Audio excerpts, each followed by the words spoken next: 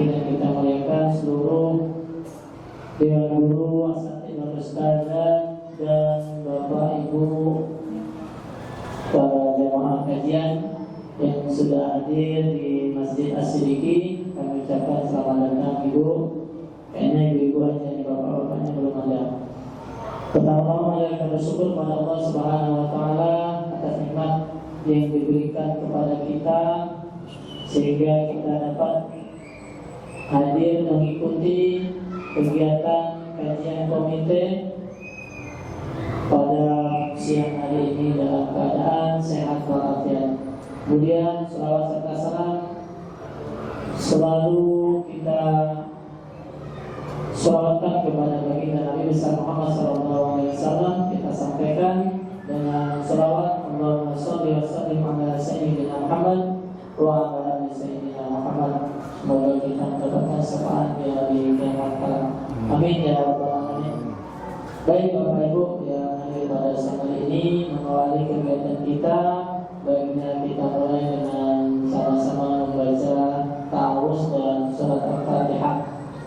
أعوذ بالله من الشيطان الرجيم بسم الله الرحمن الرحيم الحمد لله رب العالمين الرحمن الرحيم مالك يوم الدين إياك نعبد وإياك نستعين اهدنا الصراط المستقيم صراط الذين أنعمت عليهم غير المغضوب عليهم ولا الضالين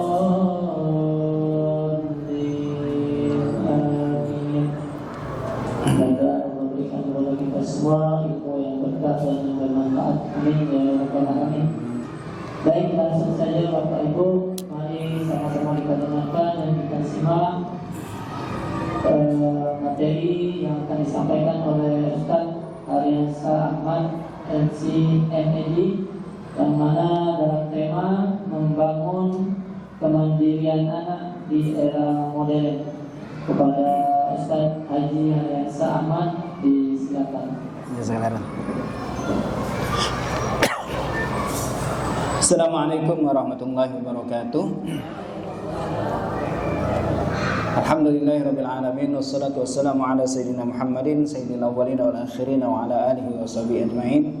Allahumma la ilma lana illa ma 'allamtana wa 'allimna ma yanfa'una wa zidna ilma warzuqna fahmal anbiya mursalin. Wa ba'du, yang sama-sama kita banggakan ibu kepala sekolah kita, juga yang saya banggakan bapak-bapak, ibu-ibu Dewan Guru Sekolah Islam Terpadu As-Siddiqi, juga bapak ibu hadirin yang dimuliakan Allah Subhanahu wa taala yang merupakan siswa-siswi dari Sekolah Islam Terpadu As-Siddiqi. Alhamdulillah, segala puji bagi Allah atas segala nikmatnya pada kita semua. Tapi ingat, jangan kita tergoda dengan nikmatnya dunia. Karena Mbah Mun, Kiai Mamun Zubair mengatakan, kadang kenikmatan itu mengandung tipuan. Seringkali juga justru kesusahan itu mendidik. Maka jangan pernah kita memutuskan atau menyatakan bahwa dunia ini dengan rasa. Karena Allah juga berfirman dalam Al-Quran, wa asa akan takrahu syai'an wa huwa khairul lakum. Bisa jadi kalian membenci sesuatu, padahal itulah yang terbaik buat kalian. Semoga Allah Subhanahu wa taala berikan kita kekuatan, kesehatan, dijauhkan dari bala dan musibah, diberikan keturunan yang saleh dan salehah, dijauhkan dari neraka dan dimasukkan ke dalam surganya kelak. Amin, Allahumma amin. Salat beriring salam semoga tetap tercurahkan pada junjungan kita Nabi besar Muhammad sallallahu alaihi wasallam, yang syafaatnya kita nanti-nantikan di hari kiamat nanti. Bapak Ibu sekalian, hari ini kita akan membahas tentang membangun kemandirian mental anak di era modern. Karena mental itu segalanya. Mental itu akal manusia. Bagaimana mungkin akal itu bisa diisi manakala dia hanya diisi tentang teori-teori saja. Jadi mental ini Bapak Ibu sekalian adalah teori plus praktek, ya. Kalau hanya sekedar teori saja itu tidak akan pernah dapat. Dan Bapak Ibu sekalian, kenapa hari ini perlu kita membahas tentang kemandirian mental ini? Karena di era modern ini kemudahannya begitu luar biasa.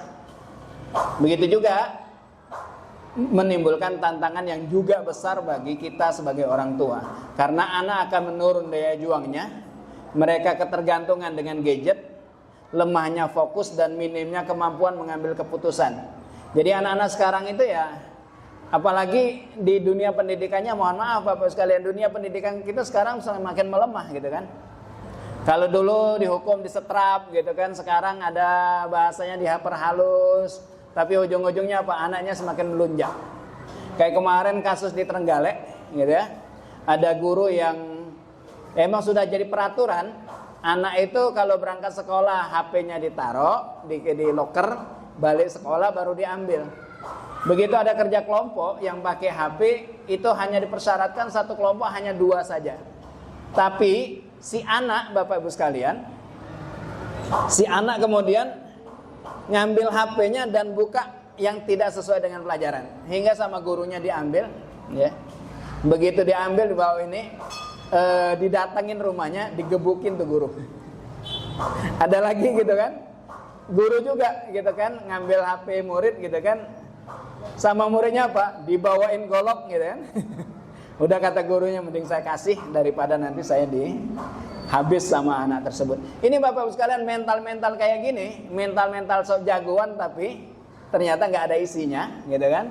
Bahkan ironisnya, mereka merasa sudah pinter, merasa sudah mendapatkan apa yang mereka inginkan, tapi ternyata mereka tidak bisa mengapa-ngapain.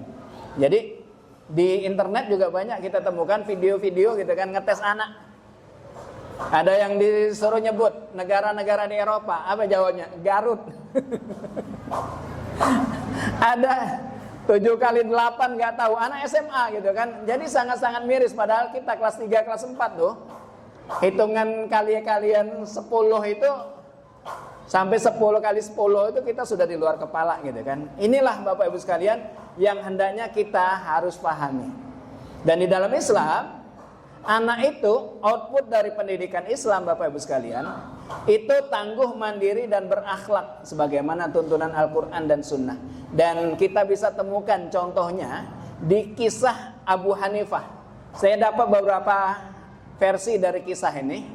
Jadi kisahnya intinya, tapi ada apa jawaban dari anak itu yang berubah gitu kan. Jadi Abu Hanifah itu pernah lihat anak jalan di tempat yang licin. Kata dia, hati-hati nak, nanti kamu terpeleset. Anaknya dengan spontan mengatakan, hati-hati juga pak ya. Kalau anda terpeleset, agama akan terpeleset. Karena kan ulama, kalau ulama salah ngasih fatwa, agama dan masyarakat akan terpeleset. Jadi Bapak Ibu sekalian, itu luar biasa tuh, mentalnya jawab dan pikirannya itu sangat luar biasa. Karena itu kan jawaban seperti tadi, itu bukan jawaban yang dia hafal, itu kan jawaban analisa. Bagaimana dia bisa menyandingkan antara terpeleset badan dengan terpeleset agama gitu kan. Begitu luar biasa Bapak Ibu sekalian. Maka ini yang hendaknya kita jadikan untuk anak kita ya. Dan kita temukan Bapak Ibu sekalian di dalam Al-Quran, ternyata Allah Subhanahu wa ta'ala juga menyebutkan bahwa kemandirian adalah bagian dari tanggung jawab. Karena Allah Subhanahu wa ta'ala berfirman, kullu nafsin bima kasabat rahina. Semua manusia akan bertanggung jawab atas apa yang dipertanggungjawabkan. Mental yang dimainkan. Banyak anak Bapak Ibu sekalian hari ini tidak mau bertanggung jawab atas apa yang mereka lakukan. Mereka menjadikan diri mereka seolah-olah korban. Sama juga kayak kita dulu gitu kan. Dulu Bapak Ibu sekalian, kalau ujian misalnya kan, ujian dadakan kita ngomel semua. Aduh Pak Guru, kenapa bikin ujiannya dadakan? Kasih tahu dong, gitu kan. Padahal Bapak Ibu sekalian, ini sebetulnya begitu dapat nilainya buruk gitu kan. Ketika ditanya kita diminta nilainya diserahkan ke orang tua, apa alasannya? Gurunya sih ujiannya dadakan. Begitu juga kalau ini di matematika, gurunya sih soal sama yang diajarkan beda, gitu kan? Gurunya sih bikin soalnya susah banget. Nah, ini kan Bapak Ibu sekalian, padahal ya, ini cuma sekedar alasan bagi dirinya agar dia tidak dipermaklumkan seolah-olah dia korban. Dan hari ini kita juga banyak temukan itu Bapak Ibu sekalian. Kenapa nganggur? Negara nggak ngasih kerjaan. sekarang kerjaan sulit, sekarang gini. Kenapa nggak dia dibikin sendiri pekerjaan? Gitu. Kenapa miskin? Karena negara nggak ngasih bantuan untuk kami. Kenapa nggak bisa usaha? Dunia usaha susah. Padahal di luar sana Bapak Ibu sekalian, betapa banyak orang-orang yang secara teorinya, secara kepintarannya di bawah dia, tapi lebih sukses karena mentalnya. Maka Bapak Ibu sekalian, hendaknya mental, kemandirian mental ini kita ajarkan ke anak kita. Yang kedua, pendidikan bertahap sesuai dengan kemampuan anak. Jadi jangan kemudian kita begitu lihat anak sudah gede baru kita ajarin, agak telat gitu ya. Dari mana Bapak Ibu sekalian kita bikin kebiasaan, kita bikin mental dari kecil gitu ya. Yang ketiga Bapak Ibu sekalian, ketegasan dan tugas mendidik anak. Kita lihat Nabi mengajarkan kita untuk memukul anak dengan syarat kesalahannya sesuai dengan hukumannya. Nabi bersabda, perintahkan anak kalian sholat di usia 7 tahun dan pukul dia saat dia usia 10 tahun. Dan Bapak Ibu sekalian, ternyata pendidikan dengan agak keras-keras dikit, kalau bahasa orang ibu-ibu itu ala VOC, justru itu yang sukses. Saya tadi nggak sengaja Bapak Ibu sekalian, iseng-iseng buka di YouTube, ketemu ceramahnya Ustadz Fauzul Azim. Ustadz Fauzul Azim mengatakan apa? Di Inggris, di London, itu ada sekolah yang masih menerapkan setrap, nggak pegang gadget. Tahu berapa Bapak Ibu sekalian biayanya? Mikir jangan, nggak usah terlalu mikirin hitungannya Bapak Ibu sekalian. SPP-nya 3,5 miliar setahun, masih pakai setrap. Hari ini Bapak Ibu sekalian, anak dicentil dikit saja sama guru, bapaknya datang bawa golok. Kemarin ada yang bikin video anak SMA, ditanya sama gurunya, kamu kok jarang sekolah sih, bolos kemana aja? Apa jawabannya? Ibu nggak usah ngurus, saya kan sudah bayar sekolah di sini. Bisa kebayang Bapak Ibu sekalian? Ini kan kurang ajar terhadap gurunya. Apalagi kemarin juga ada viral di media sosial, ada seorang guru yang ngajar, muridnya ngobrol masing-masing, hanya 1-2 yang ngelihat. Ini Bapak Ibu sekalian, yang ironisnya hari ini pendidikan kita seperti itu, karena orang tua yang mendidiknya tidak terlalu sayang dengan anaknya. Dan Bapak Ibu sekalian, hadis yang di atas itu menunjukkan pentingnya melatih anak untuk bertanggung jawab pada tugas ibadah sejak dini, yang kemudian dilanjutkan dengan tugas-tugas kehidupannya, yang ini merupakan prinsip dasar dari kemandirian. Yang keempat Bapak Ibu sekalian, kita temukan dalam kisah Luqmanul Hakim. Dalam pendidikan karakter, kita lihat hadis Al-Qur'annya, pendirikanlah sholat, suruhlah kepada ma'ruf, wanha 'anil munkar wasbir 'ala ma asabak. Ya bunayya aqimis shalah wa'mur bil 'urfi wanha 'anil munkari wasbir 'ala ma asabak. Itu ayatnya. Ayat ini Bapak Ibu sekalian menunjukkan pendidikan keberanian. Kenapa keberanian Bapak Ibu sekalian? Karena untuk amar ma'ruf jarang orang mau. Nahi mungkar tambah lagi. Amar ma'ruf aja susah. Ada orang sholat, nggak sholat gitu, ayo suruh dia sholat, malu, nggak enak, sungkan dan sebagainya. Sementara Bapak Ibu sekalian, ini membutuhkan keberanian, keteguhan mental, dan tanggung jawab pribadi. Di mana bentuknya Bapak Ibu sekalian? Ada wasbir 'ala ma asabak, bersabarlah atas apa yang menimpa dirimu. Jadi ini Bapak Ibu sekalian, beberapa dalil dalam Al-Quran dan hadis yang mengingatkan pada kita agar kita membangun kemandirian mental untuk anak-anak kita. Karena Bapak Ibu sekalian, ketika anak mentalnya bermasalah, maka mereka akan gagal kelak di kehidupan mereka. Apa saja poin-poinnya Bapak Ibu sekalian? Yang pertama, agar kita bisa membangun kemandirian mental anak adalah tanamkan tauhid dan nilai kebergantungan kepada Allah. Karena hadisnya menyebutkan, bagi barang siapa yang takut hanya kepada Allah, maka Allah akan bikin semua makhluk takut padanya.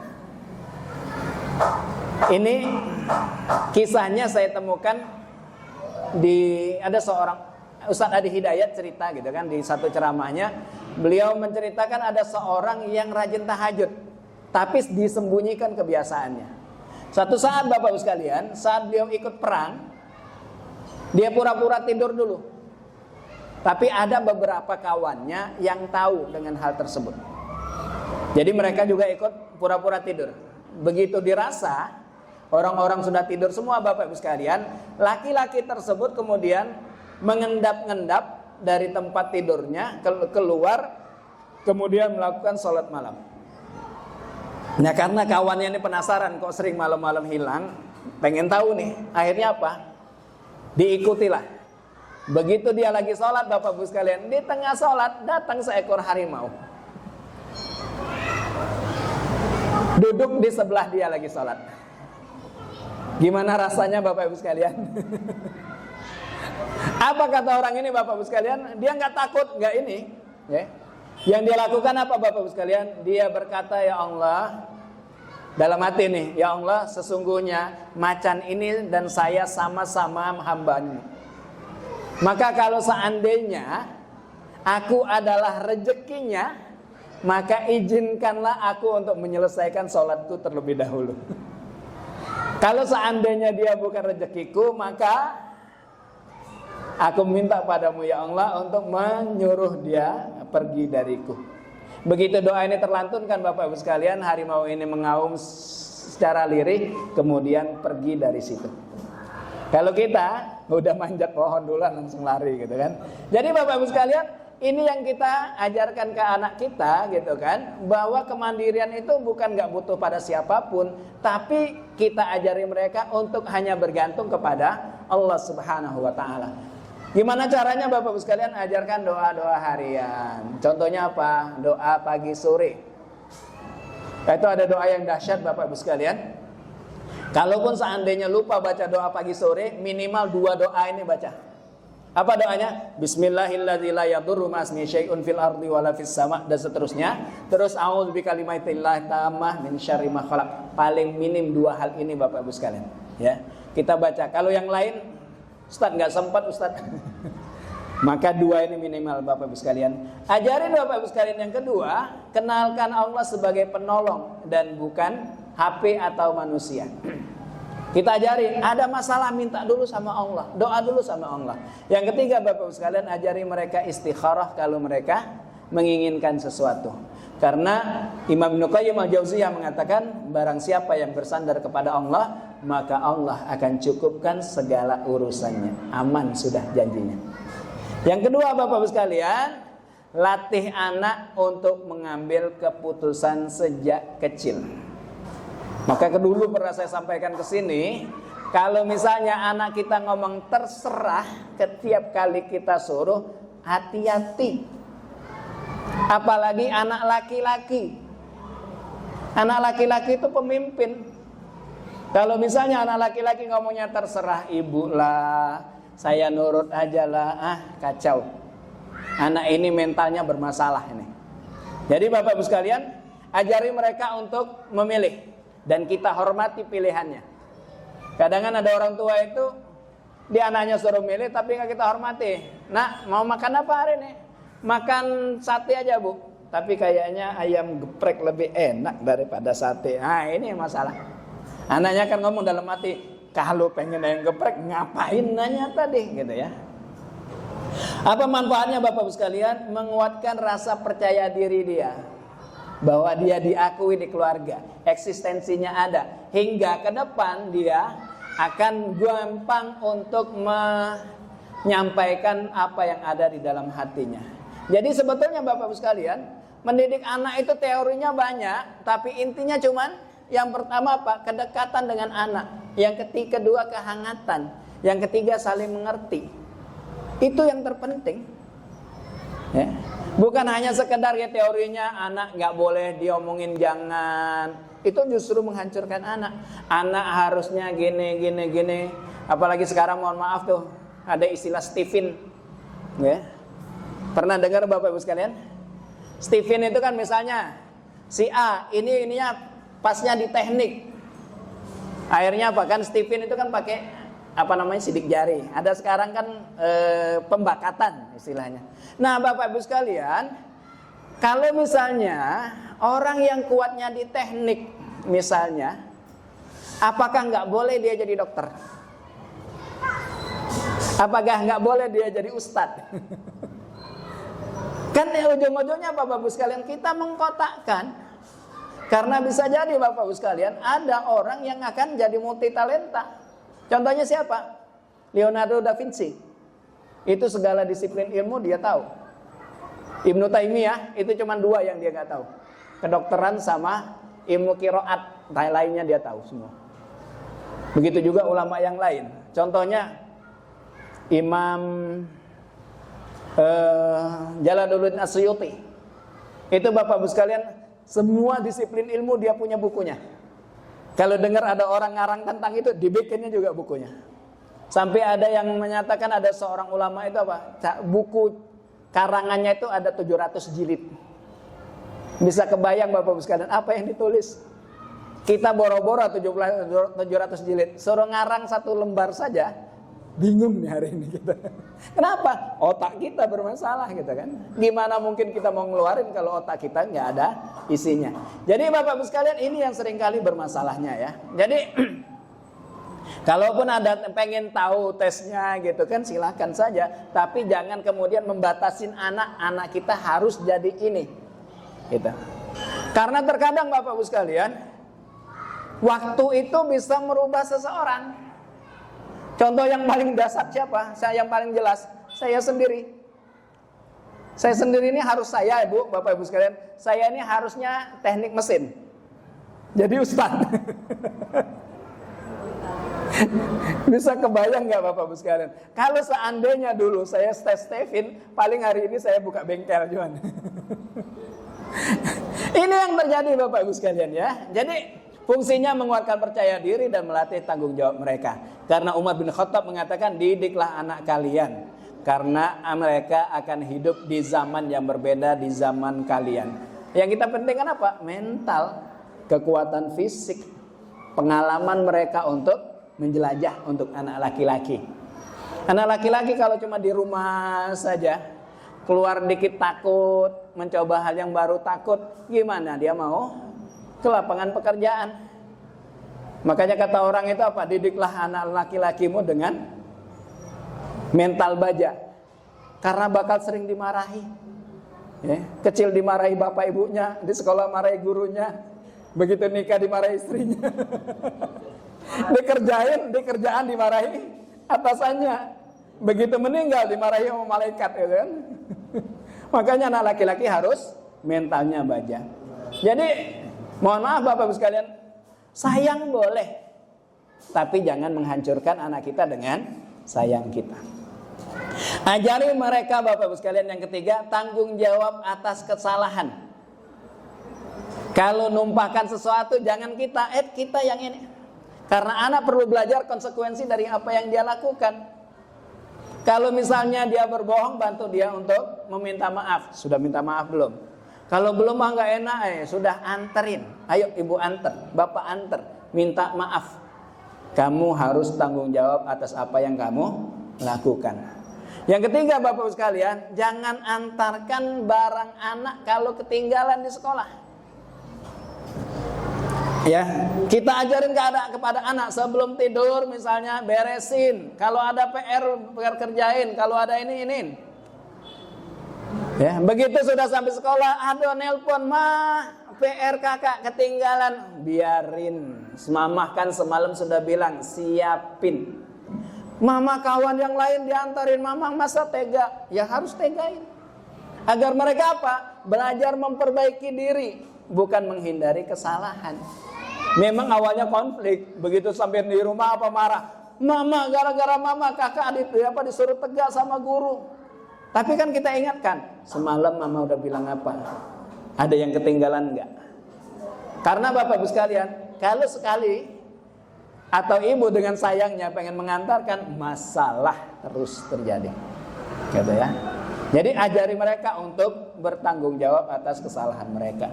Yang keempat Bapak Ibu sekalian, ajari mereka untuk membatasi ketergantungan dengan teknologi. Jadi sebetulnya Bapak-Ibu sekalian, otak kita itu mengeluarkan namanya beta endorfin. Itu efek hormon ini untuk melahirkan kesenangan. Ya, melahirkan kesenangan. Jadi kalau misalnya Bapak-Ibu sekalian, anak sudah ketergantungan dengan gadget, dia melihat sesuatu, dia bahagia, dia senang, maka otak akan merekam bahwa bikin dia bahagia itu HP, nonton ini, nonton ini, nonton ini. Maka yang terjadi Bapak-Ibu sekalian, ketika dia sedang gabut misalnya, apa gabut itu? Ya pokoknya gitulah Bu ya. Nggak saya khawatirnya ibu yang nggak paham. Kalau saya memang nggak paham.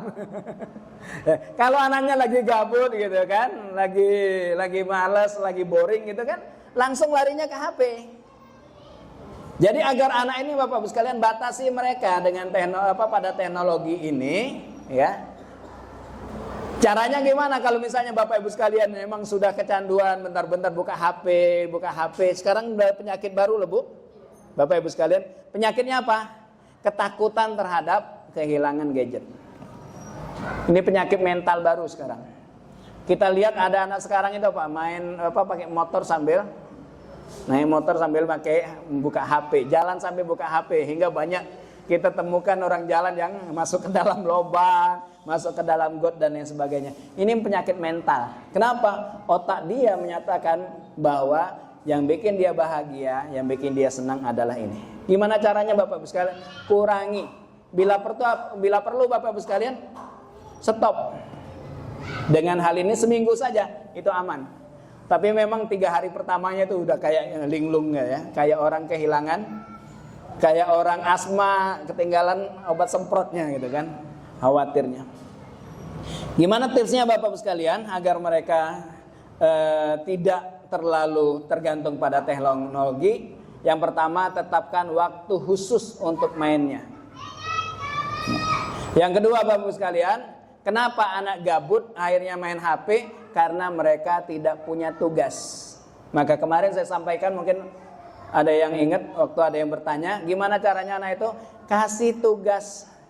Begitu malam Bapak-Ibu sekalian, sebelum mereka tidur, ini anak-anak liburan yang bentar lagi nih, ya, tanyain, kasih mereka tugas, besok mau ngapain? Ya. Karena emang kalau kata orang Arab itu apa? Tentara yang nganggur itu bikin masalah. Ujung-ujungnya apa? Main perang-perangan mereka kan. Itu tentara yang gabut ya. Jadi anak itu gitu Bapak-Ibu sekalian, ya. Begitu malam tanyain, bikin program. Kamu baru main HP kalau sudah baca Quran sekian, harus ini, ngepel apa gitu dan lain sebagainya. Hingga ketika mereka melakukan aktivitas fisik Bapak-Ibu sekalian, mereka akan terlupakan atau teralihkan perhatian mereka. Yang berikutnya Bapak-Ibu sekalian, biasakan anak menghadapi tantangan. Ya, jangan terlalu cepat nolong anak saat kesulitan kecil. Misalnya anak mau nyusun Lego misalnya. Ketika anak sudah agak ini, ya biar kakak bisa. Ayo bismillah, baca doa. Ya. Buka botol misalnya gitu kan, atau ngikat sepatu, maka jangan langsung kita tolong. Makanya kadang ibu-ibu itu kan, aduh ya di sini lama banget, sini Bu iniin. Nah itu yang bikin anak akhirnya apa? Enggak ini ya Bu ya. Ujung-ujungnya apa? Pakai baju usia kelas 3 SD masih minta pakein baju sama ibunya misalnya, masih minta pakein sepatu. Kelas 2 Bapak-Ibu sekalian sudah nggak ada lagi drama-drama pagi minta pakein baju, pakein sepatu, iketin sepatu, udah nggak ada lagi dramanya. Jangankan kelas 1 ya, kelas 1 saja sudah nggak layak sebetulnya.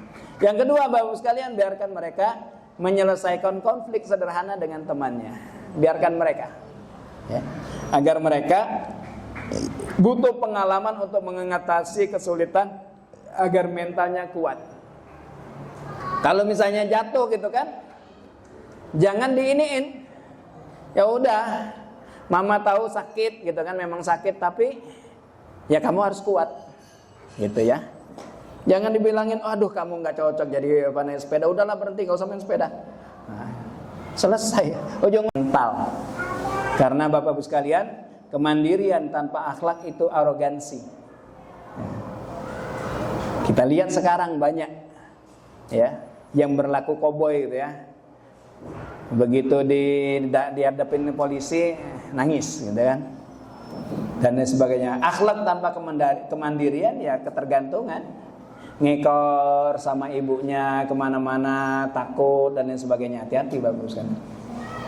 Dan ingat, ajari anak untuk menolak ya, ajari anak untuk belajar menolak. Makanya saya kemarin dulu pernah saya sampaikan Bapak Ibu sekalian, ketika anak melawan ya di usia SD, itu bukan anaknya nakal, tapi itu mereka belajar untuk mempertahankan dirinya.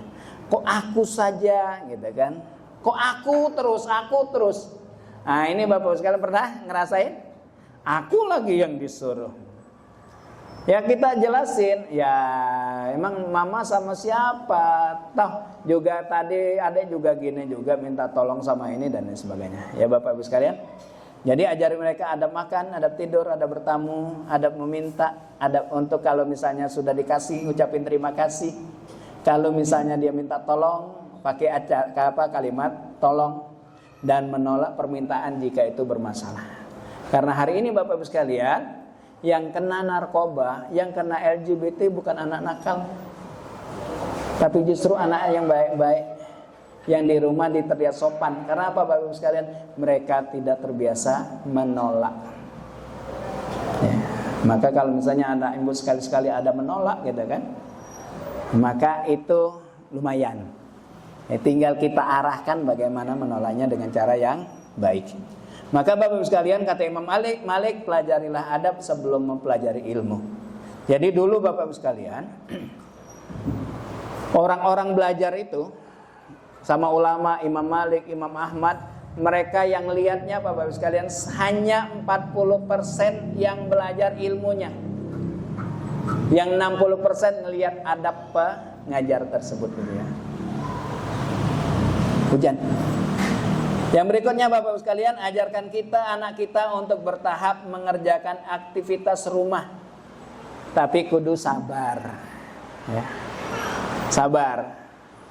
Usia 4 sampai 6 tahun ajari mereka membersihkan mainan, ngambilin barang Bapak Ibu sekalian. Di usia 7 sampai 9 tahun membantu cuci piring. Nah ini kudu sabar. Karena bakal banyak korban ini ya. Piring pecah gitu kan. Tapi mereka butuh pengalaman agar mereka lebih berhati-hati. Dan alhamdulillah Bapak Ibu sekalian, saya pernah sekali ngangkat baskom dulu waktu kecil. Cuma 9 piring yang pecah sekali waktu. Karena nggak hati-hati gitu kan. Tapi harus seperti itu ya. Anak itu nggak bisa langsung Bapak Ibu sekalian langsung bisa nyapu, langsung bisa nyuci piring, enggak. Mereka harus bertahap ya. Jadi kasih tahu, nyuci piring tuh gini. Kasih satu contoh.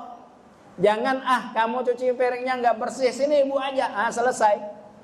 Ujung-ujungnya Bapak Ibu sekalian, ibunya sendiri yang kesusahan, anaknya santai main HP, paling ngelirik aja. Ibu nggak nyuruh, aman.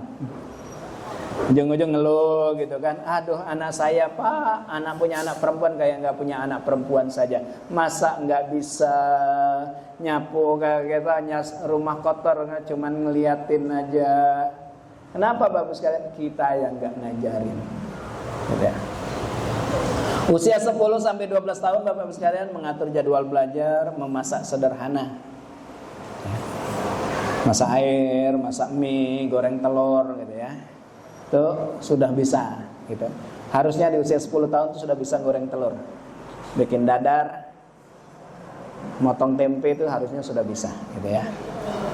Anak ibu udah berapa tahun?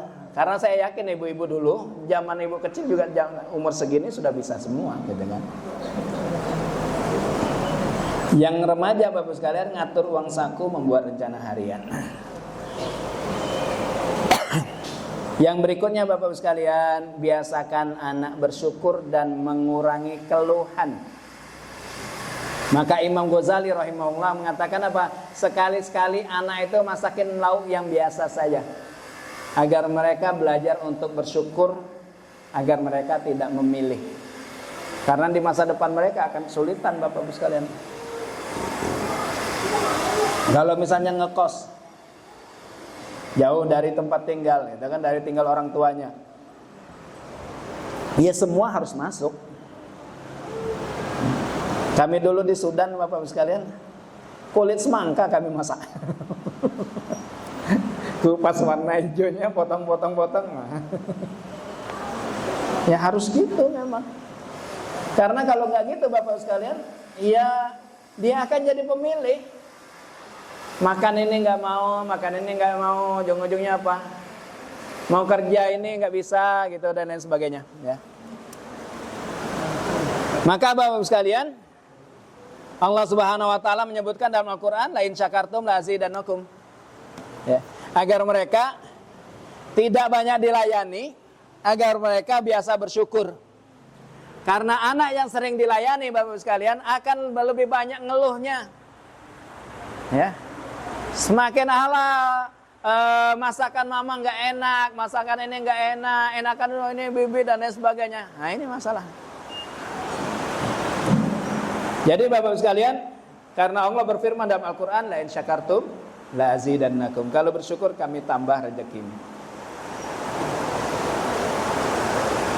Yang berikutnya Bapak Ibu sekalian, orang tua juga harus menjadi teladan kemandirian. Karena Bapak Ibu sekalian, anak belajar dari yang mereka lihat, bukan dari omongan. Ya. Sama kayak kita dulu Bapak Ibu sekalian, waktu kecil dulu apa? Diomongin orang tua kan cuman ini aja. Ya. Apalagi orang tuanya marah, yang diingat bukan omongannya, tapi nadanya. Makanya Bapak Ibu sekalian, kalau mau marah dengan anak, tahan dulu, sabar dulu. Karena semakin tinggi suara ibu, bapak, maka yang di dalam otak anak adalah bapakku marah. Apa yang diomonginya? Nggak tahu. Dan penelitian terbaru menunjukkan bahwa ketika anak dikerasin, ya, dikerasin untuk satu kesalahan atau dihukum dengan keras untuk satu kesalahan, maka potensi mereka untuk mengulangi kesalahan yang sama itu sangat mungkin. Dan paling lambat itu 2 pekan setelah dia dimarahi. Maka sering kita temukan anak semakin dimarahi untuk satu kesalahan, makin sering diulang sama dia. Pernah kan Bu? Itu memang ada penelitiannya. Jadi kalau misalnya anak itu kan naruh sepatu sembarangan, kakak naruh sepatunya jangan di situ. Udah dibilang berkali-kali. Lusanya besoknya taruhnya sini. Karena otaknya justru semakin dimarahi semakin asik, ada tantangan tersendiri. Ya Bapak Ibu sekalian. Jadi anak itu tidak bisa dibentuk dengan kata-kata. Maka ada anekdot di internet ya. Ada seorang ngomong ke kawannya, saya nyesel kenapa dulu nggak dengerin omongan orang tua saya dulu. Kawannya nanya, emang orang tua kamu ngomong apa? Apa jawabannya? Ya nggak tahu, saya kan nggak dengar. Jadi Bapak Ibu sekalian, ini yang ke-11 ya. Jadi orang tua itu harus menunjukkan keteladanan kemandirian. Bapaknya jangan bentar-bentar minta kopi, semua kebutuhannya harus dilayani oleh istrinya ya. Jadi Bapak Ibu sekalian, orang tua itu perlu menunjukkan emosional, pengelolaan emosi yang baik. Jangan bentar-bentar marah, bentar-bentar ngomel, dan anak ngelihat itu ya. Anak melihat yang dilakukan orang tuanya. Yang kedua Bapak sekalian, tidak mengeluh berlebihan. Karena anak juga akan lihat, oh bapak saya juga ngeluh kayak gitu, ibu saya juga gitu ngomongnya, saya juga harus ya bisa juga. Emang ibu saja bisa ngeluh, saya juga bisa ngeluh gitu ya. Yang ketiga Bapak sekalian, mengambil keputusannya dengan hikmah. Syukur-syukur kita anak dikasih tahu, kita tahu minggu ini enggak ini alasannya gini. Hingga anak sadar gitu ya. Karena kan mohon maaf Bapak sekalian, ada sebagian orang tua yang tidak jujur kepada anak terkait dengan keuangan. Ujung-ujungnya apa? Anaknya taunya minta, setiap kali minta orang tuanya ngasih. Ya. Hingga akhirnya Bapak Ibu sekalian terbangun dalam benak anaknya, ya pokoknya saya minta. Kalau misalnya nggak dikasih saya kayak ngancem. Ya. Banyak yang kayak gitu Bapak Ibu sekalian. Kemarin saya ada kawan yang curhat. Anaknya apa? Minta, padahal baru punya HP. Mungkin sekitar 2 tahunan HP-nya. Minta Bapak Ibu sekalian. Nggak tanggung-tanggung mintanya. Ya katanya, minta ganti HP. Ya. Tahu berapa Bapak Ibu sekalian HP-nya? 12 juta. iPhone. Padahal yang namanya HP Bapak Ibu sekalian, ya.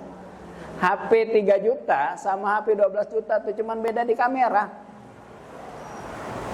Kecuali kalau kita memang pekerja desain. Kalau kita desainer, fotografer, editor, butuhlah HP yang mahal.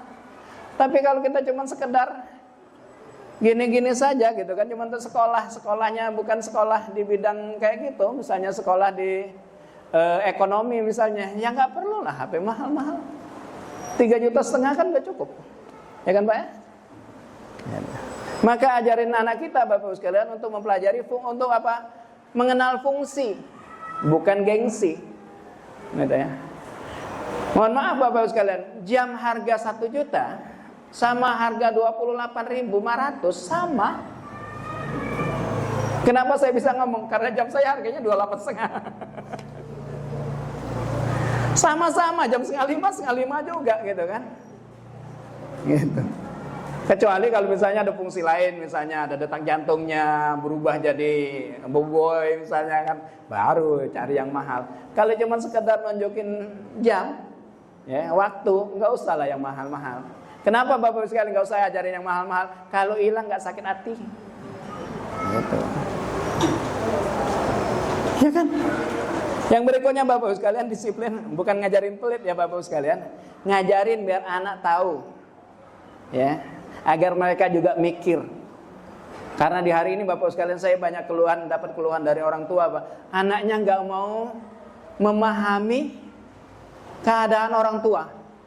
Pokoknya kalau nggak dibeliin motor NMAX saya nggak mau kuliah. NMAX gitu kan. Sementara bapaknya itu dari siang ke malam gitu kan. Yang berikutnya Bapak Ibu sekalian, disiplin dalam ibadah dan pekerjaan.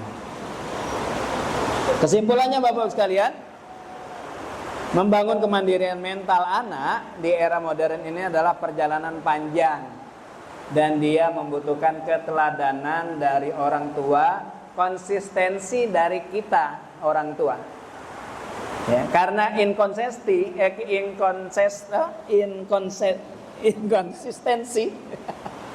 kita tidak konsisten dalam mendidik, anak akan mengalami kebingungan. Akhirnya apa? Terjadi pembangkangan. Sama ibu boleh Pak buka HP 2 jam, gitu kan? Akhirnya apa? Terjadi pembangkangan. Diam. Kalau ada bapak nurut.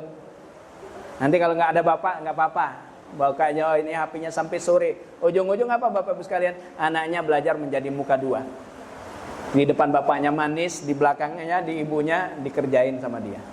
Jadi Bapak Ibu sekalian, nah untuk itulah penting bagi orang tua, ibu dan bapak satu kata dalam peraturan. Ketika kita memutuskan A, maka harus kompak A semua. Gitu ya.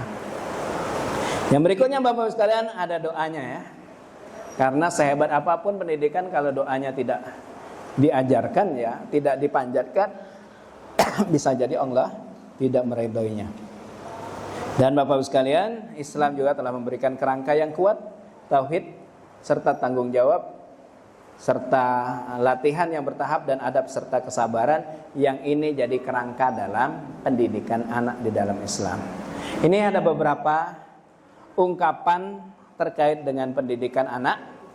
Kita bisa temukan di perkataan Imam Ibnu Khaldun, terlalu keras mendidik anak akan melemahkan mental mereka, dan terlalu memanjakan juga akan merusak mereka. Begitu juga Bapak-Bapak sekalian, Imam Ibnu Qayyim al-Jauziyah mengatakan tanggung jawab terbesar orang tua adalah mendidik anak. Bila mereka lalai dalam mendidiknya, maka kerusakan anak akan kembali kepada mereka. Dan hari ini kita temukan Betapa banyak orang-orang tua yang harusnya udah santai gitu kan, justru tambah puyeng menghadapi kenakalan anaknya. Wallahu a'lam bishawab. Ini yang bisa saya sampaikan. Saya kembalikan ke MC kita. MC-nya. Enggak, Sa. Baik, MC-nya ganti katakan ya. Enggak apa-apa ya. Tadi Ustaz Moni yang buka tadi sudah banyak penjelasan. Terima kasih banyak kepada Ustaz Kanisa yang sudah menjelaskan kepada kita tentang membangun kemandirian anak di era modern. Itu banyak ilmu yang sudah didapat, banyak materi yang sudah kita serap. Bapak Ibu sekalian, yang ini sangat penting ya, bagi kita yang terutama sebagai orang tua yang memiliki anak, baik anak yang usia masih kecil maupun juga anak sudah menginjak remaja ataupun sudah dewasa, dan berbagai macam mungkin polemik atau juga situasi-situasi kondisi yang kita hadapi di rumah masing-masing. Tentunya ini menjadi satu catatan yang mungkin perlu kita perbaiki, ya, mana yang perlu kita perbaiki. Untuk itu, setelah mendapatkan materi dari Ustaz Hayasa tadi, tentunya mungkin ada beberapa hal yang ingin ditanyakan mungkin dari Bapak ataupun Ibu-ibu. Sekalian kami buka sesi tanya jawab. Monggo, Bu, kalau yang mau ditanyakan, ada, ya, dari situ tadi ya, boleh silakan. Waalaikumsalam warahmatullahi wabarakatuh. Dia dalam situasi dibully oleh orang yang lebih tua. Jadi kita lagi kumpul keluarga di sana. Terus ada orang tua yang kamu hidupnya gitu, terusnya hidupnya gitu. Tapi ya udah kalau kita membiarkan, tidak ada masalah tidak ada masalah. Waalaikumsalam. Baik, ada lagi mungkin? Ayo, Silakan. mau tambah terus. Kalau misalnya anak itu bertanya bahwa layak seperti ini apa yang harus dilakukan? Mungkin pada saat itu yang kita lakukan itu tidak dilakukan waktu di zaman kita dulu kan mungkin salah. Jadi kalau dulu waktu dulu kalau di nomor kan itu nama Allah kan menutup hati kita. Bolehkah kita berbohong kepada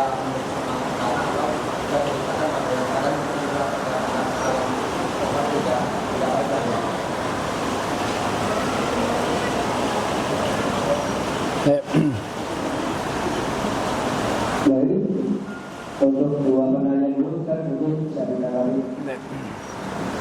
Oke, bismillah.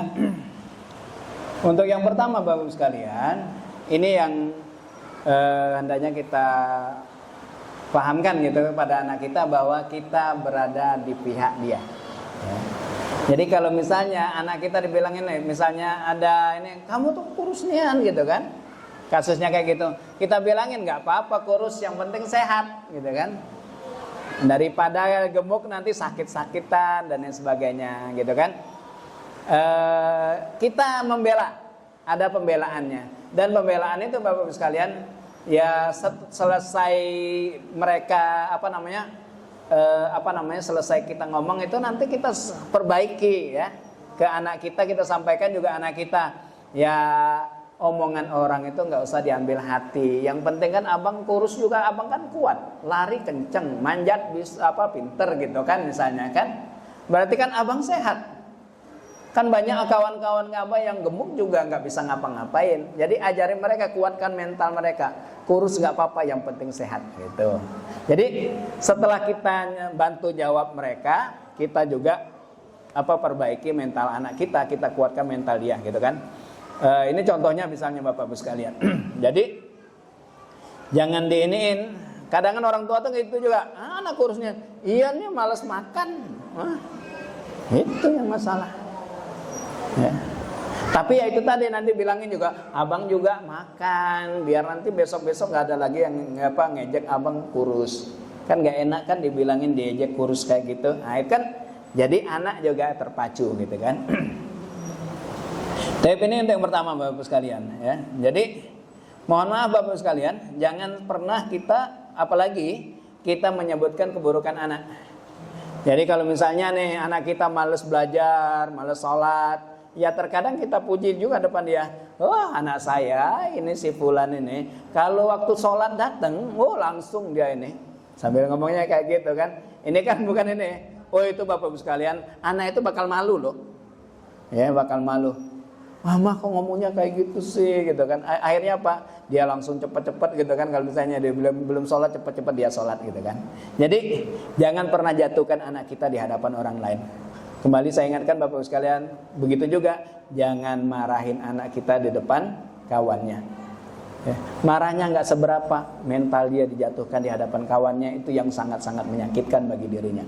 Besoknya dia dibully, dimarahin gitu kan sama kawan-kawannya. Oke Bapak sekalian, untuk yang kedua, ini emang zaman sekarang Bapak sekalian, anak itu kalau bisa ya diajarin bela diri, ya. Diajarin bela diri. Bela diri dalam arti ya kayak silat dan lain sebagainya ya.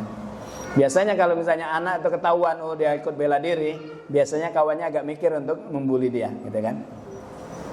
Yang jelas sih kalau ikut bela diri kan fisiknya juga jadi agak beda.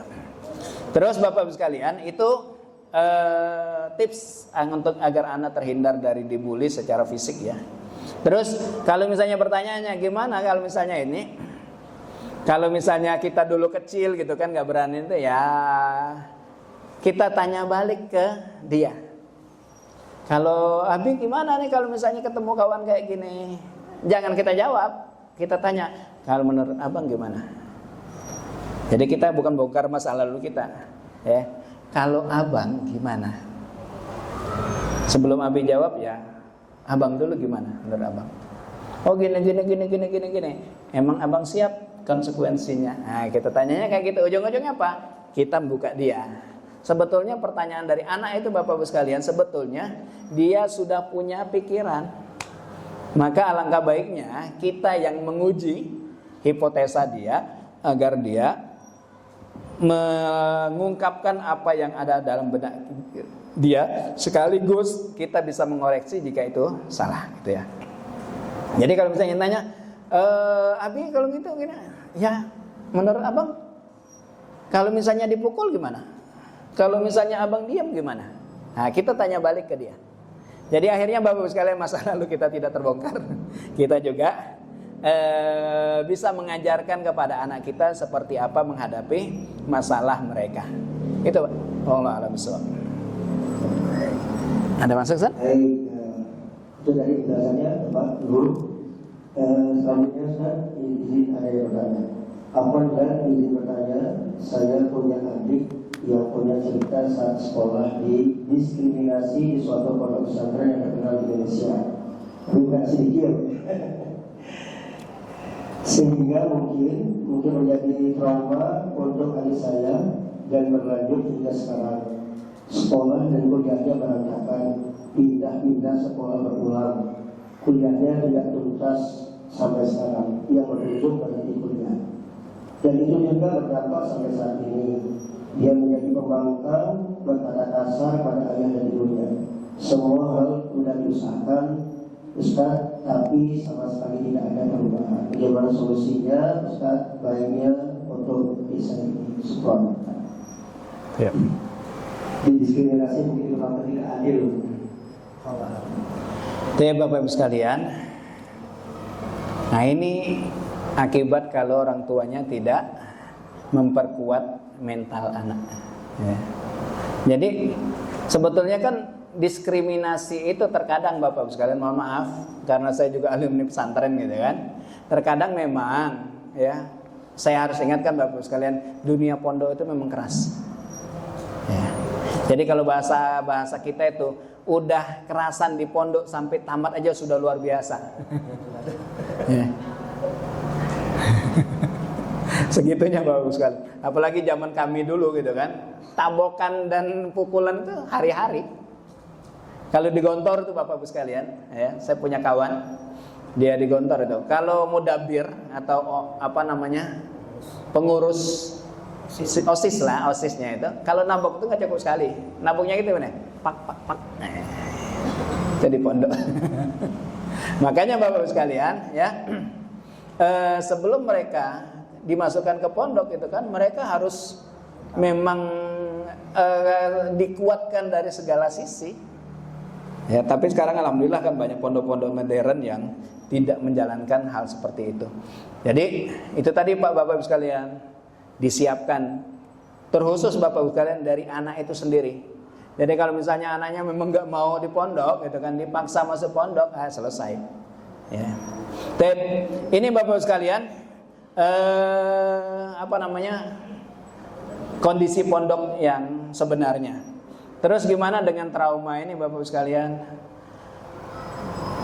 Memang berat sih, ya namanya trauma itu berat. Cuman memang yang harus dilakukan oleh orang tuanya adalah mencarikan dia kawan. Ya, atau kita cari kawannya yang memang dia dipercaya sama dia. Saya masih ingat Bapak Ibu sekalian, saya dulu pernah saya sampaikan, 0 sampai usia 6 tahun itu anak akan mengatakan apa kata orang tua. Makanya kalau anak TK itu kalau ngomong itu, enggak, kata ibu saya gini. Nah, itu kata ibu saya. Kalau sudah di SD, kelas 2, kelas 3, apa kata guru? Kata bu guru kayak gini. Suruh cukur gitu kan, apa kata mereka? Bu guru belum nyuruh cukur mah. Begitu sampai usia 25 Bapak Ibu sekalian, dari SMA kalau nggak salah, kelas 3 SMP sampai usia 25-27, apa kata kawan? Apa kata kawan? Jadi yang dicari oleh orang tua itu kawannya yang dipercaya sama dia. Ya. Jadi interaksi dengan kawannya, syukur-syukur kawannya bagus gitu kan, dia bisa ini. Jangan nanti orang tuanya nanya, kamu tuh maunya apa? Sekolah nggak ini dan lain sebagainya. Ini ujung-ujungnya pas semakin memperparah dia. Ya. Jadi kadang-kadang Bapak Ibu sekalian di usia-usia seperti itu mereka curhat, jangankan dia mereka ya, kita aja dulu waktu sekolah dulu, gitu ya. Sampai usia 27 sampai 30 itu kita lebih nyaman curhat sama kawan, gitu kan. Maka hendaknya orang tuanya nyari ke kawannya seperti apa. Kalau ngajak ke psikiater, kalau misalnya dia sendiri yang nutup dirinya juga percuma. Biasanya dia sama kawan lebih terbuka. Plus yaitu tadi Bapak Ibu sekalian, memang utama dan pertama doa. Jadi bangun malam sebut namanya, bacain Fatihah. Dan saya ingatkan Bapak Ibu sekalian, paling cepat 6 bulan. Itu berbagai pengalaman dari kawan-kawan yang melakukan itu, ya. Jadi untuk doanya tuh tahajud, sebelum doain sebut namanya di Fatihah, ya Allah, Fatihah, ya Allah, semoga dengan Fatihah ini anakku fulan bin fulan, ya Allah, ini gini. Nah, itu 6 bulan Bapak Ibu sekalian, baru paling cepat itu. Baru bisa tembus. Itu paling cepat. Jadi ini traumanya Bapak Ibu sekalian. Jadi ya kembali itu cek juga, ya. Apakah dulu orang tuanya memanjakan dia, semua nggak boleh, semua ini, nah itu bisa jadi juga menyebabkan hal tersebut. Kalau memang traumanya ini sekarang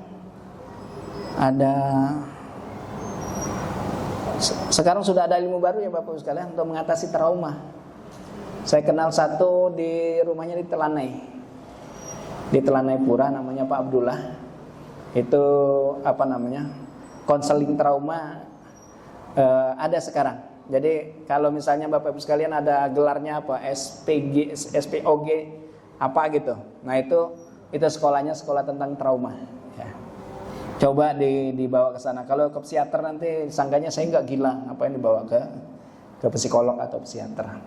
Itu. Allah a'lam bishawab. Baik, itu penjelasannya. Kalian jika kalian bertanya lagi mungkin bisa di nomor Ustaz Adriansa